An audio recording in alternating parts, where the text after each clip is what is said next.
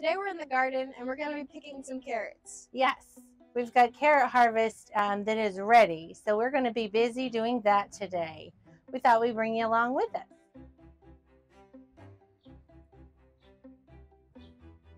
And when you're harvesting carrots, you want to leave a little bit of the top. So you want to leave a little greenery on there. And if you pull them and you pull the tops off, that's okay. Just use them up right away. But if you're going to be storing them, you want to store them with a little bit of the green.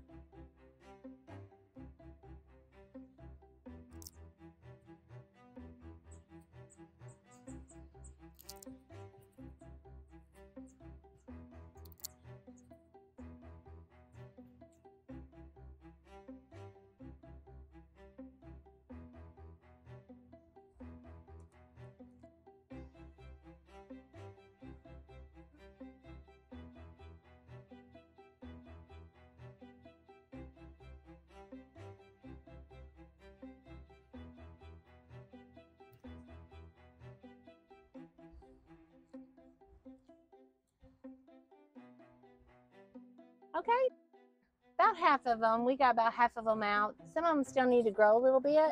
So we're going to let them in there. Maybe probably just eat those straight out of the garden, which we love to do.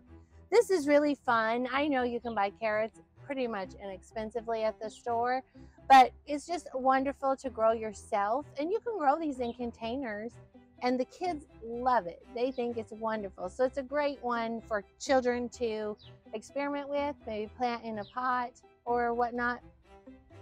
We love it, and we do can these up and eat them throughout the winter, add them to soups and that sort of thing, or as a side dish.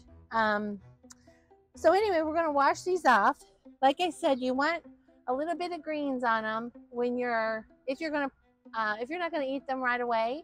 Leave a little bit of green top on them. It just seems to help them stay fresh a little longer. And if you have any that there was a big one in here. Where'd he go? That have like a split on them. I don't know if you can see that. You want to go ahead and eat those up pretty quickly, because they will not store for you. If you're storing your carrots, you can either store them for short-term storage. You can put them in the fridge, obviously. We don't have a cold cellar, but if you did, you could put a layer of in like a tote. If you had some sand, you could put a layer of sand and then a layer of your carrots, not touching. So you'd want to lay them kind of like this, clear across, not touching.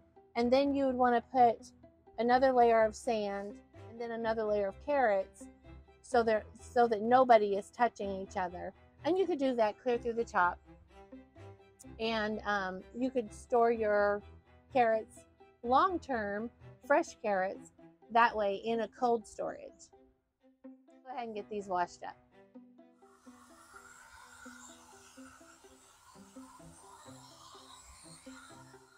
So we're going to get some of these canned up and some for fresh eating.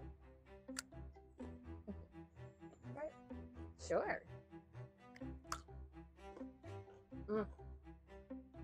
Nothing like a fresh carrot. All right, let's go. All right, so we're back inside. Okay, so we've done our carrots. We've kept some in the fridge. Obviously, we washed them off and kept them in the fridge for fresh eating.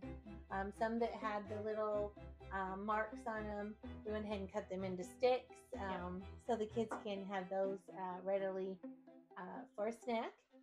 And then we have our canned ones here that are just gorgeous. And we'll leave the recipe down there. You can slice them, which we've chose to do. We just did little medallions. You can also cube them up if you want to do carrots that way. And then you can also, if you have the small baby ones, you can just leave them whole. Now, you can choose to peel them or not on any of the things we're going to show you. We choose to leave the peelings on, don't we? Yeah. It has a lot of flavor, and that's where a lot of your nutrients is in the peelings. So we choose to leave that on there. But it's entirely your preference, right? Yeah. Okay. You want to show them what else we got? And we're going to freeze some of these. So we just shredded them up and placed them in freezer bags. Yeah. And we do 3 cups just because our recipe for carrot cake calls for 3 cups of shredded carrots. So that's why we do it that way. And you can totally put these in soups and stews and things like that. They're really, really delicious. So if you maybe you don't want to do carrot cake or bake with it, you can shred it and put it in vegetables and stews and things. Yeah. And then we also have some that we have sliced little medallions, and we're going to dehydrate those. And we had a little bit left over from the shredded, and we've already went ahead and put that in the dehydrator and have that gone to dehydrate. And we're just going to add that to our rice, like a rice dish or whatever. You can cube them. If you do small little like dices, you can do that and dehydrate them. You can dehydrate them in the little coins, or you can shred it however you want. We will probably make a vegetable powder with it too, carrot powder, which is really, really wonderful. Hopefully bring you more ideas on what to do with that carrot powder as we go along. Anything that you might want to add a little extra oomph to, that makes it wonderful. Yeah.